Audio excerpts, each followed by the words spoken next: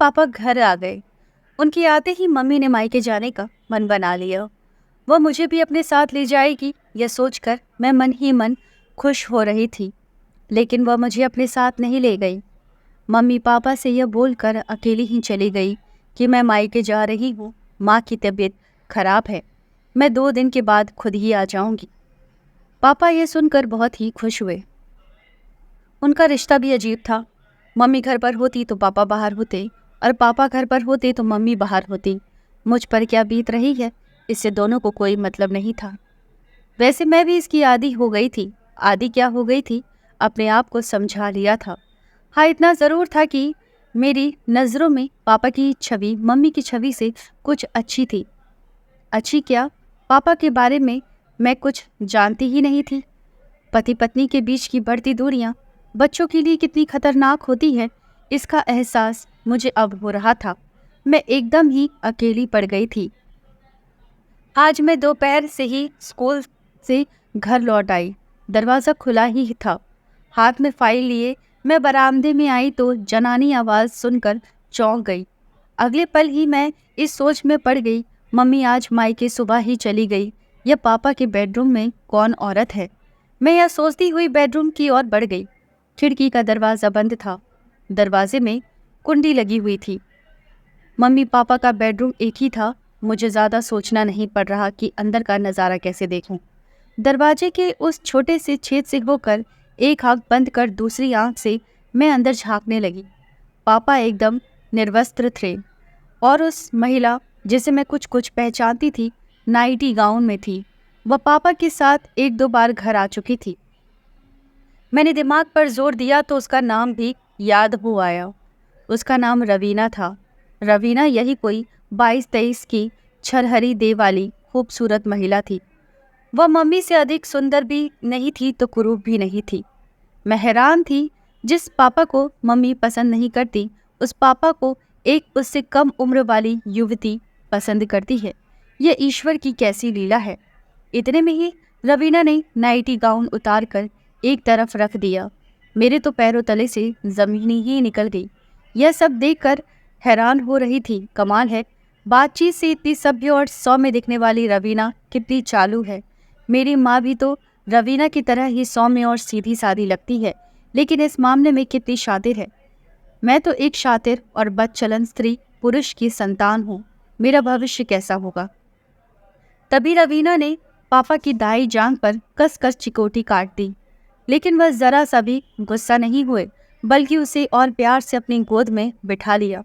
मुझे आज भी याद है, एक बार मैंने पापा को गुदगुदी कर दी थी तो उन्होंने मेरे गाल पर एक थप्पड़ धर दिया था। मुझे बदतमीजी पसंद नहीं है। मैं गाल सहलाती ही रह गई थी, और आज पापा रवीना की बदतमीजियों पर कोई ध्यान न दे रहे थे। मैं अगले पल ही बुदबुदा पड़ी। क्या व्यक्ति ऐसे नाजुक क्षणों में इतना संवेदन शून्य और सुन्न सा पड़ जाता है कि दांतों और नाखूनों के वार को भी महसूस नहीं कर पाता है। यहीं से मेरे मन के किसी कोने में सेक्स को भोगने की इच्छा ने करवट लेनी शुरू कर दी। मैं सेक्स की इस अलौकिक और आश्चर्यजनक पहलू को पकड़ने की कोशिश करने लगी। इसी बीच पापा ने रवीना को घूरते हुए कहा, तुम सचमुच ही मुझे बहुत ही आनंद देती हो। मेरी पत्नी तो मुझे पसंद ही नहीं करती। वह कहती है कि तुम 3-3 दिन तक दाढ़ी ही नहीं बनाते हो। तुझसे बात कौन करेगा। तुम्हारी दाढ़ी कांटों की तरह मेरे गालों पर चुभती है। रवीना, दाढ़ी तो मेरी आज भी बढ़ी हुई है। क्या तुम भी मेरी दाढ़ी से परहेज करती हो। पापा की यह कहते ही रवीना हंसने लगी। डार्लिंग, तुम्हारी पत्नी औरत है या कोई मोम की गुड़िया। भला पुरुष की दाढ़ी की चुभन भी कहीं स्त्री को पीड़ा पहुंचाती है। स्त्री को पीड़ा तो तब पहुंचती है जब पुरुष बीच में ही साथ छोड़ जाता है। क्या तुम्हें नहीं पता, सेक्स में नोच खरोच का कितना महत्व है। दाढ़ी नोच खरोच का ही एक काम करती है। ईश्वर ने कुछ सोच समझकर ही पुरुष को दाढ़ी दी है। सच तो यह है कि मैं तुमसे तुम्हारी दाढ़ी से ही पसंद करती हूँ। यह कहते कहते रवीना ने पापा को बाहों में समेट लिया और अपनी चिकनी मुलायम गाल उनके दाढ़ीदार गाल पर रगड़ने लगी। यह मेरे लिए एक नया ही अनुभव था। मैं आश्चर्यचकित होकर सोच रही थी, यहाँ तो कोई भी किसी से भी प्यार नहीं कर रहा है। यहाँ तो केवल सहवास की प्रधानता है। रवीना पापा को इसीलिए पसंद करती है क्योंकि उसे पुरुष की दाढ़ी की चुभन अच्छी लगती है, और मम्मी वेदांत अंकल पर इसीलिए मुग्ध है क्योंकि वह सहवास कला में निपुण हैं और साथ ही चिकने गालों वाले हैं। ये दोनों स्त्रियां ही हैं, लेकिन इनकी पसंद अलग अलग है। शायद यही वजह है कि स्त्री पुरुष अपने जीवन साथी को छोड़कर कहीं बहक जाते हैं। बहक क्या जाते हैं, अपने मनपसंद किसी सुयोग्य साथी की तलाश कर लेते हैं। मैं भी तो एक स्त्री ही हूँ। क्या मेरी पसंद अपने विचारों के अनुकूल पुरुष की नहीं है? क्या अपनी पसंद की चीज़ को ढूंढना या पाना गलत है? नहीं पापा, मम्मी, वेदांत अंकल, रवीना आदि सब बहके या भटके नहीं हैं। इन्होंने तो अपनी अपनी पसंद को हासिल किया है। इसी मध्यांतर मैंने देखा पापा रवीना की देह पर झुकते ही जा रहे थे और उनके होठ रवीना के होठों को छूने के लिए मचल रहे थे। मैंने अगले पल ही अपनी दोनों हथेलियों से आंखें ढक ली और मन ही मन सोचने लगी, यह कैसी आग है जो स्त्री को पुरुष दर पुरुष और पुरुष को स्त्री दर स्त्री भटकने पर मजबूर कर देती है। पुरुष की बाहों का पहला पहला स्पर्श कैसा होता होगा? पुरुष के संसर्ग में कभी नहीं आने वाली एक स्त्री पुरुष की बाहों के स्पर्श मात्र से ही कितना रोमांचित होती है। मैं यह जानने की कोशिश करते करते पसीने से तरबतर हो गई। मैंने देखा मेरा हाथ के पसीने से फाइल भीग गई है और मेरे स्तनों से फूट आए पसीने ने मेरे बनियान को भिगो दिया है। मेरे हाथ अनायासा ही मेरी जांघों पर चले गए। मेरी चड्डी भी पसीने से भीग गई थी। मुझे लगा मेरे भीतर भी कुछ कुछ हो रहा है। मैं वहाँ से सीधे अपने कमरे में चली गई। मुझे अच्छे बुरे का ज्ञान हो गया था। मेरे होठ से अनायासा ही बोल फट पड़े। अब स्थिति मेरे सामने बिल्कुल ही स्पष्ट है। ना तो मम्मी दोषी है और ना ही पापा दोषी हैं। चरित्रहीन कोई नहीं है। एक दूसरे के प्रति आरुचि, नापसंदगी और परिस्थितिजनक लाचारी ने ही दूसरे से संबंध बनाने के लिए मजबूर किया है। जो लोग इन बातों को नहीं समझते वे ही संबंधों को गलत मानते हैं। मैं मम्मी को भी जानती हूँ और पापा को भी जानती हूँ। मुझे अच्छी तरह से याद है मम्मी पहले ऐसी नहीं थी। देह बेचना उनका धंधा नहीं है। वेदांत अंकल से वह पैसे नहीं ऐंठती। उसे तो यौनानंद का सुख चाहिए जो पापा नहीं दे सकते, क्योंकि पापा तो रवीना पर मुग्ध हैं। जब प्रकृति के सारे कार्य समय से होते हैं तो फिर मनुष्य किसी का इंतजार कब तक करेगा? मम्मी जवान है, उसे इंद्रिया सुख चाहिए ही चाहिए। किसी को बदचलन या चरित्रहीन कहना जितना आसान है उसको समझना उतना ही कठिन है। एक पुरुष की बाहों से दूसरे पुरुष की बाहों में जाने का सफर कितना दुष्कर होता है। भले ही सहवास के सुखों में वृद्धि हो जाती हो, पर क्या शुरू शुरू में दूसरे पुरुष तक पहुंचने में तकलीफ नहीं होती होगी? कितना अपमानित होना पड़ता होगा। मम्मी पापा को नज़रअंदाज शुरू से ही करती आ रही है। आखिर कब तक वो अपने प्रति उसकी उदासीनता को ओढ़े रहते? कभी न कभी तो किसी न किसी से तो उन्हें जुड़ना ही था।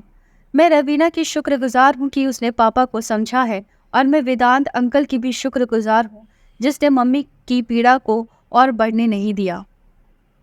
अगर पापा के जीवन में रवीना नहीं आई होती और मम्मी के जीवन में वेदांत अंकल नहीं आए होते तो क्या ये दोनों दिमागी रूप से पागल नहीं हो गए होते? इन अवैध संबंधों ने ही तो उन्हें यौन रोगी होने से बचाया है। इतने में ही मेरे विचारों की श्रृंखला टूट गई। पापा दरवाजे में खड़े थे और रवीना उनके पीछे खड़ी थी। मेरे बोलने से पहले ही दोनों मेरे नज़दीक आकर बैठ गए। मैंने देखा दोनों के ही चेहरे पर गजब की ताजगी और आत्मसंतुष्टि थी। मेरे मन में पापा के प्रति कोई मैल भाव नहीं था। मैं रवीना को भी एक बचलन औरत नहीं मानती थी। मम्मी के लिए भी मेरे मन में कोई बैर भाव नहीं था। परिस्थितियां ही ऐसी बन गई थी कि सब घालमेल हो गया था। ऐसा कभी मेरे साथ भी हो सकता था या किसी दूसरे के साथ भी। मेरी तरह विचारधारा शुरू शुरू में इन लोगों की भी होगी। जब परिस्थितियां इनके प्रतिकूल होती गई तो इनके विचारों में भी बदलाव आता चला गया। मेरे भीतर एक गजब का आत्ममंथन चल रहा था कि पापा ने मुझे टोक दिया। काजल बेटी, क्या सोच रही हो? तुम्हारी पढ़ाई कैसी चल रही है? ठीक चल रही है पापा। मैंने यह कहते हुए पापा की ओर देखा तो वो मुझसे आंखें मिला न सके। मैं बोली, पापा मैं तुम्हारी बेटी हूँ। तो मम्मी के लिए या दुनिया के लिए जैसे भी हो, लेकिन मेरे लिए तो सिर्फ मेरे पापा ही हो, और मम्मी भी तुम्हारे लिए कैसी भी क्यों ना हो, पर मेरे लिए तो मेरी मम्मी है। मैं जानता हूँ बेटी। यह कहते कहते पापा ने मुझे अपने गले से लगा लिया। मैंने महसूस किया पापा कुछ कुछ यह जान गए थे कि मुझे मालूम हो गया है रवीना से उनके क्या संबंध है। इतने में ही रवीना ने अपने पर्स से टॉफियों के 2-3 पैकेट मेरे आगे रख दिए। तुम्हें ये टॉफियाँ पसंद है ना? मैं तुम्हारे लिए ही लाई हूँ। रवीना यह कहकर हंसने लगी। मैं सोच रही थी अब इस प्यार और लगाव को क्या कहूँ। कैसे कह दूँ कि रवीना बच्चलन है या वेदांत अंकल चरित्रहीन है। मुझे एक साथ इतने सारे लोग प्यार करने वाले मिले हैं। मेरे लिए तो सभी अच्छे हैं। बुरे तो तब होते जब वे एक दूसरे को ब्लैकमेल करते या ठगते लूटते। वे तो जिंदगी को जी रहे हैं, वो भी बड़े ही सलीके से। मम्मी पापा के साथ रह भी रही है और अपने तरीके से जी भी रही है। पापा भी मम्मी के साथ रह रहे हैं और अपना जीवन भी जी रहे हैं। घाटे में कोई है तो मैं हूँ। मुझे मम्मी पापा की दोहरी जिंदगी के साथ आए दिन समझौता करना पड़ता है। मुझे डर है कहीं मैं दोहरी जिंदगी जीने के आदी ना बन जाऊं। इतने सारे लोगों का प्यार किसी दिन मेरे लिए धीमा जहर भी बन सकता है। मैं अभी और सोचती, इतने में पापा बोल पड़े, बेटी तुम अपनी पढ़ाई करो, मैं रवीना को बस स्टैंड तक छोड़ कर आता हूँ। यस पापा, मैं कहकर एक किताब रैक से खींचकर पलटने लगी। दोस्तों, इसके अगले भाग के लिए कमेंट करके ज़रूर बताएं और चैनल पर नए आए हैं तो चैनल को सब्सक्राइब करना ना भूलें। धन्यवाद।